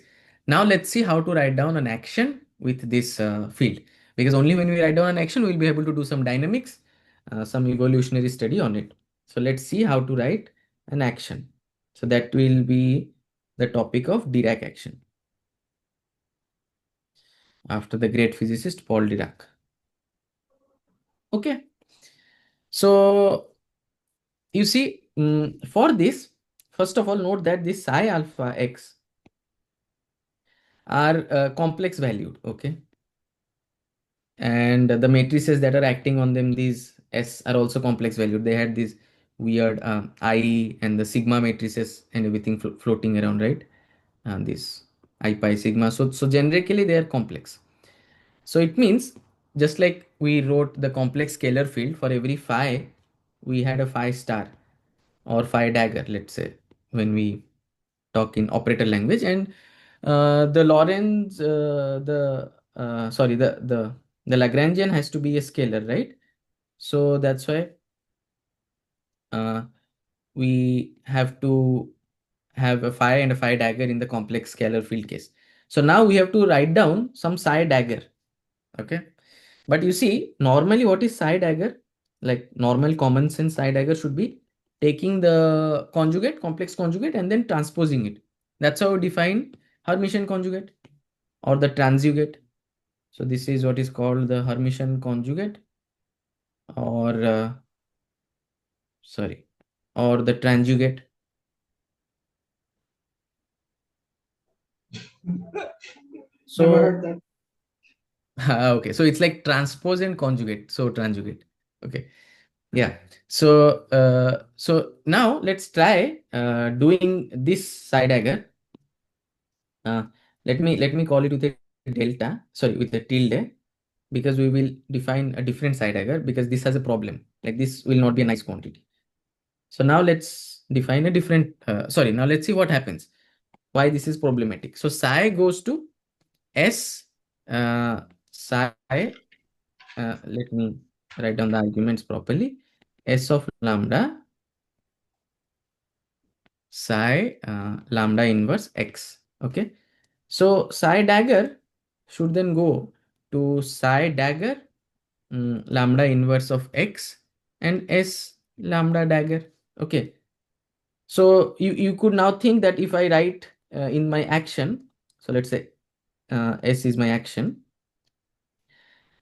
Oh, let me write SD because there are so many S's now. Okay, let's say SD is the Dirac action, and you can imagine a term like psi dagger psi. Okay, but as soon as you do a transformation uh, with these generators S and S, sorry, this was the curly S, then you land up with something like psi dagger, whatever it is, S dagger S and then psi. So in the complex scalar field case or in the vector case, all these things were fine because there this thing was identity, right? Because this was already unitary to build with. But we just saw an example that for boosts, uh, these are not unitary. Okay. So hence, this object uh, will not transform nicely or invariant in an invariant way under boosts. And so your action will not be Lorentz invariant because it will not come back to itself under a Lorentz boost. So that's not nice. And hence, psi dagger psi doesn't work. Okay. So what we proved that psi dagger psi is not a Lorentz scalar. This is another way to say this. So we cannot do psi dagger psi. Recall like phi dagger phi was a Lorentz scalar. Okay, just to contrast. But here the usual Hermitian conjugation doesn't work. So we have to do something else. So what's that something else? So first of all, let's look at the daggers of the gamma matrices. So you can show that gamma 0 dagger is gamma 0 and gamma I dagger is minus gamma I. So in that basis that we wrote with the Pauli matrices, you know how to transpose matrices, how to take their complex conjugates. You can show that this holds. Okay. For I equals to 1, 2, 3. Okay. Now you can further show another thing. And again, because these are just matrix multiplication, I am not explicitly doing them. That gamma 0, gamma mu, and gamma 0, if you do this, then that gives you gamma 0, gamma mu dagger. This just follows from here. Okay. So that will further imply that this S that we constructed, which will be now, if we take the dagger of it, so gamma mu dagger and gamma nu dagger, then this will give you minus gamma 0 S mu nu gamma 0. Okay. And if you do the finite versions of it, which is exponentiating this guy with the dagger, means you exponentiate with the dagger. Okay. So then you will see that this gives you S of lambda inverse gamma 0. Okay. So you see this gamma 0 plays a crucial role. Okay. And this is the key equation. So this equation. Okay. That's how the dagger of the finite Lorentz transformation looks like. So hence, now let's define what is called a Dirac conjugate. Unfortunately, we will use the same sign as the Hermitian conjugate, but to distinguish, that's why I wrote a tilde over here to distinguish it from the Dirac conjugate. And this is defined as psi dagger, the normal one. Sorry, no, let us denote like this. Yeah. So this is the usual Hermitian conjugate and gamma 0. Yeah, now I realize why did I do the tilde. Yeah, there's no tilde here because we will use it with a different notation. Yeah. So psi bar is the Dirac conjugate, which is the Hermitian conjugate times gamma 0. Now let's see what happens with psi bar psi. Does it solve our problem or not? Let's see.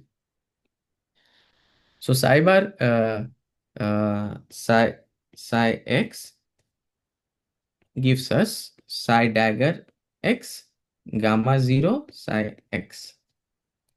How does that transform? That transforms to psi dagger lambda inverse x s of lambda dagger gamma 0 s of lambda psi of lambda inverse x. Okay, that we can write down now using this relation here, that becomes psi dagger, the argument as it is gamma 0 psi lambda inverse x. Okay, so because you see that from here you can write psi lambda dagger as gamma 0 psi s lambda gamma 0, right? So here you will essentially write gamma 0 s inverse, sorry, the curly s inverse gamma 0. That's what you substitute here. But now see that gamma 0 and gamma 0, they will multiply, and recall from the Clifford algebra that they were identity. And you get s inverse times s, that's again identity by definition. So you just leave with 1 gamma 0. And this is exactly what was defined as psi bar, right?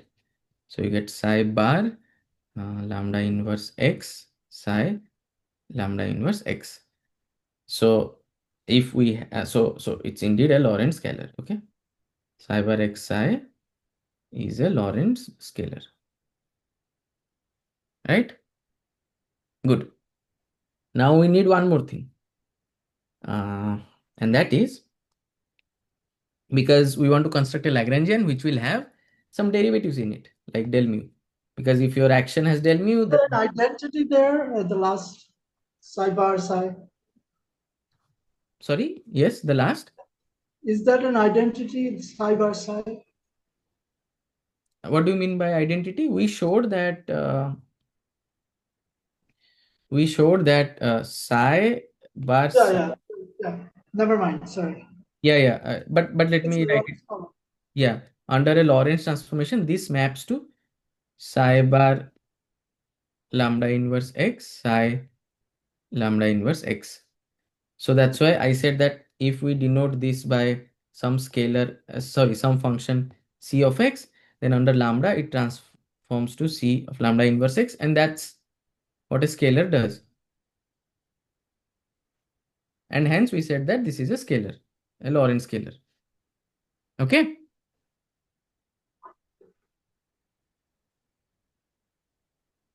Okay, good. Now we also need another thing. We need something that transforms like a vector. Why do we need that? Because we in the Lagrangian we will have some derivatives of the field, so that in the equation of motion we get second order equation of motion for dynamics. So in order to do that, let us look for something that transforms like a vector. And your guess should be, because now we have this Dirac conjugate, so your guess should be this. Okay, and let's see that it is indeed a vector. So that and I'm suppressing many indices here, right? So here I'm not writing the alpha indices. So but they are implied. So let's say the psi bar gamma mu psi transforms under a Lorentz transformation lambda as S inverse gamma mu S psi. Okay. So again, I'm suppressing the argument of S. So each S has an argument lambda. Okay. But for simplicity, I'm suppressing it. Now, you see that for this to transform as a vector, we must have S inverse gamma mu S equals lambda mu nu gamma nu. Because if that's true, then you can just put here this thing, and you will get that psi bar gamma mu psi under Lorentz goes to psi bar lambda mu nu gamma nu psi. And that's what a vector does. So in order to show that this is a vector, we need to show this. Okay. So we need to prove this. So let us do that. So for that, what we have to do is we have to look at infinitesimal Lorentz transformation on the position on the coordinates. Sorry, m rho sigma, and you know they are like 1 plus half omega rho sigma m rho sigma, and then s of lambda is like exponential half omega rho sigma s rho sigma. Okay, that's like 1 plus half omega rho sigma, the standard s rho sigma, and dot dot. One thing I should point out that these were your transformation parameters omega, so they have to be the same because the Lorentz transformation that we are doing on the coordinates, because in your system the Lorentz transformation that you're doing on your coordinates, the same Lorentz transformation should also be the one that acts on the spinors, because you're only doing Lorentz transformation once, and you want to look at what its action is on the coordinates and on the spinor field. Hence these omegas are the same, and that's why I've labeled them as just omega. So now so from this requirement, so let's call it star, I don't remember, let's say star 30. So star 30, you see it becomes, so what was it? So S inverse gamma mu S is like lambda gamma nu, right? So this requirement essentially boils down to saying with these infinitesimal transformations in mind, that you want this to be satisfied. Okay, m rho sigma mu nu gamma nu. Okay, so this is the infinitesimal version of star 30. Okay, this is again something that you have done in the beginning. You expand it out to order epsilon, neglect higher order terms, and put in star 30, and that will give you this thing. So we want to satisfy now this. So if this is satisfied, then we are done. But now recall that long back as an exercise, we had some identities. So I will just write down the identities. So we had an identities like this. And you know that the m rho sigma has an expansion in the basis. And so using that on gamma, you can show that this goes like this. Again, simple matrix multiplications and some identities which you should be able to do. So which means that this star now reduces to showing that minus S rho sigma gamma mu is just this thing. So if you put it here, is eta rho mu gamma sigma minus eta sigma mu gamma rho. But this, if you see, is nothing but an identity like this, but with a minus sign. Okay. So indeed, this star equation holds. Okay, this star 30 holds. Okay. So this means what we just showed is psi bar gamma mu psi under a Lorentz transformation goes to psi bar lambda mu nu gamma nu psi. Okay, so this is exactly how a vector transforms. So this means that this thing is a vector. Okay, so it's a, if you like, it's a Lorentz vector. Okay. Okay. Similarly, you can do another exercise just to get used to these manipulations of indices with Clifford algebra. That psi bar gamma mu gamma nu psi under a lambda, as you would expect, goes like lambda mu alpha, lambda nu beta, gamma alpha, gamma beta psi. So that's like a tensor. Okay, so this is like a tensor, like a 2-0 tensor. So indeed, the usual guesses that we took just worked out. But the crucial thing was to define psi dagger. Okay, in all this, the crucial thing was to define psi dagger as psi dagger gamma 0. Okay, that was the crucial thing. Once we defined that, everything just came about. And now the way to write the Dirac equation, and I'll just take 10 more minutes and we'll stop. So the Dirac equation now is something like this. So psi bar of x, I gamma. So I'll tell you in a bit, I'll explain what the equation is. So let me write it first. Minus m psi of x. Okay. And we know that whenever psi bar comes with a gamma mu and a psi multiplied with it, just like this, that's a vector. So you can imagine that this whole blue thing, okay, let me color this as blue. So this is blue, and this is blue. So all these blue pieces, you can write them as some vector c mu. So what do we have in the equation then? I c mu del mu minus m. Yeah, okay. Actually, c can be written here. So for the indexing structure and these to act on this. So that's why you see that this operator is nicely a Lorentz scalar. Okay. That this c mu is actually a vector, as we argued.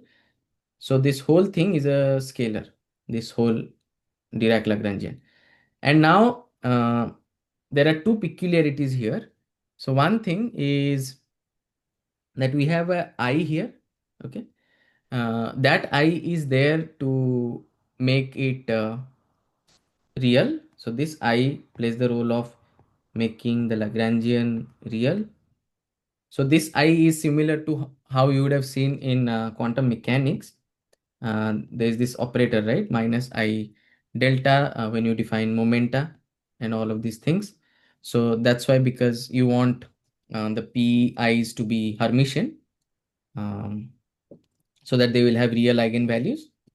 So that same role is played by this I here. So that's why you see I. And another thing, note that this equation comes with a minus m. But now this m could be anything. Now recall the Klein-Gordon equation that we wrote. The Klein-Gordon Lagrangian, that had a potential term like this. And this m square was positive, okay, because square of a real number. But here, because this is a first order equation, this can be negative. But as you will see, this just means that this m has no meaning of physical mass. It's just a parameter in the equation, but for traditional reasons, it has been called m. But the mass, which will be, which will satisfy this equation. So what is mass? If somebody asks you what's the definition of mass, so mass is this equation. Okay, mass is defined as the invariant of the momentum vector. So this will always turn out to be positive. So I don't want you to confuse as this guy is mass. This is something like a parameter, and it can very well take negative values because it's a real number, unlike the Klein-Gordon case where it was positive. But we will see that this writing it in this minus m way has its use because it will map what we will call chiral sectors of the theory. So one, like you would have heard left-handed particles and right-handed particles. We will see that. So under a transformation, this minus m goes to plus m. Okay. So yes. So this is the simplest Lagrangian that we can write down involving the spinor fields.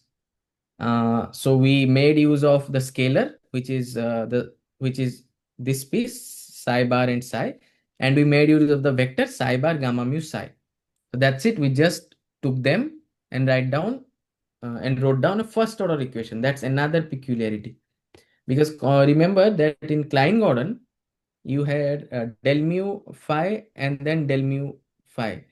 So you had two spatial derivatives appearing, but here there is just one derivative del mu.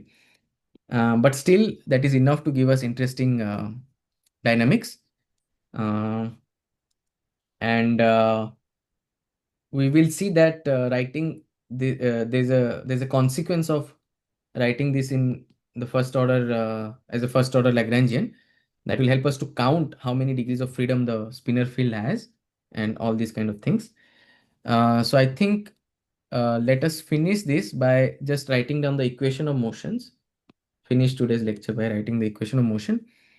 So if you take the Dirac Lagrangian, so SD, and you do a variation, then with respect to psi bar, the Dirac conjugate, you will get an equation like this.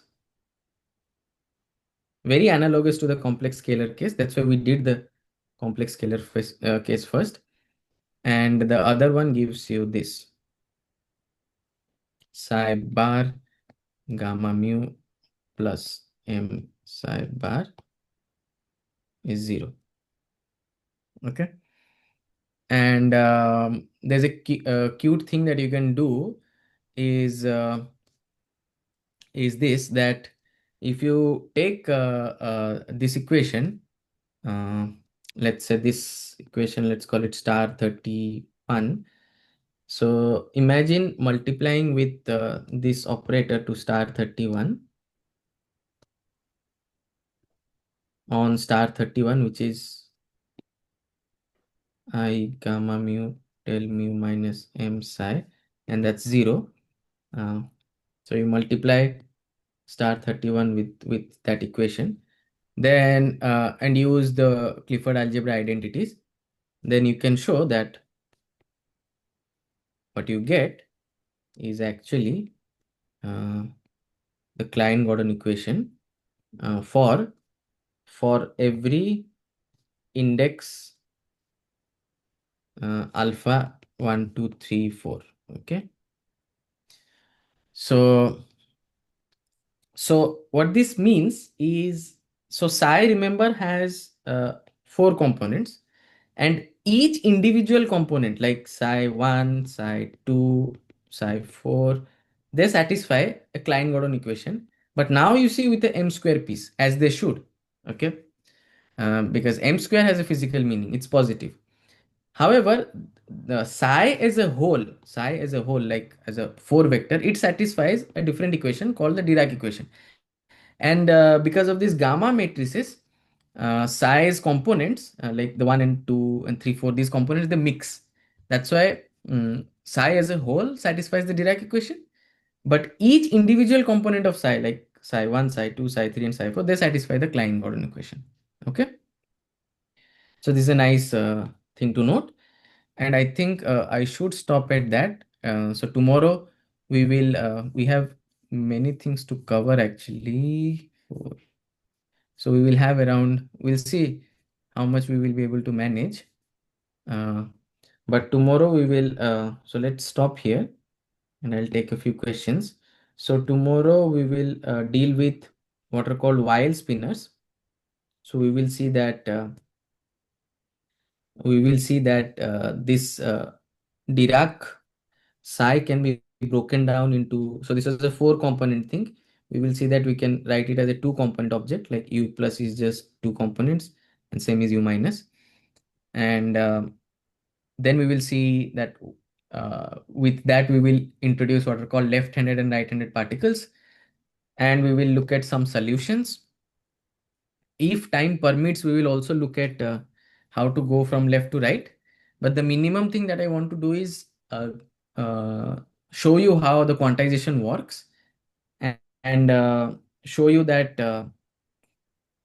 when we will quantize this field, this spinor field, and look at its excitations, we will see that this anti-commutator structure will play a crucial role. You know that for instance, remember that we had phi, pi, dagger, commutator relations, right? But we will see that we will require something like phi. So here the fields are psi and psi dagger. So we will require something like psi and pi of psi dagger. So instead of commutators, we will have anti-commutators. And that will be necessary, as we will see, to have a sensible Hamiltonian or a sensible energy in your system, sensible Hamiltonian. Recall that the Hamiltonian density that we had defined as like the P0 component, that was positive, okay? So that was never negative. So we will see that if we force to use commutators like this, then we will end up with an Hamiltonian which will be negative. And the fix will be to use anti-commutators instead. And that's how, and then we will do a computation where we'll compute its spin to be half.